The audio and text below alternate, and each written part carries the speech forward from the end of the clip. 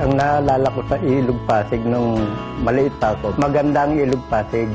Malinis, malinaw ang tubig, maraming isda. Nung araw, ang tubig na Ilog Pasig ay sky blue. Parang tubig dagat siya. Gamit namin ang bangka sa pamamagitan ng Ilog Pasig. Natatandaan ko yung magulang ko, diyan kami pinaarawan kasi nga fresh daw yung ilong niyan. Ang karanasan ko rin doon ako lumaki. Doon ako nililigo, may isda.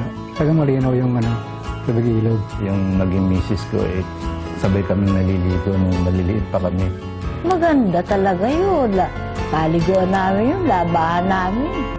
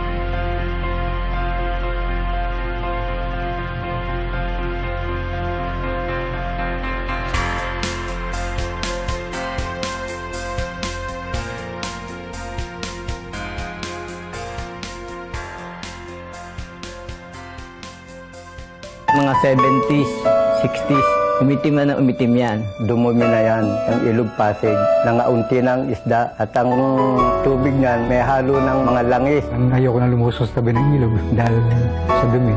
Ang lahat ng tao gusto lumira isang bagay. Gusto namin luminis uli yung ilog dahil nice nating makita yung kagandahan uli ng Ilog Pasig.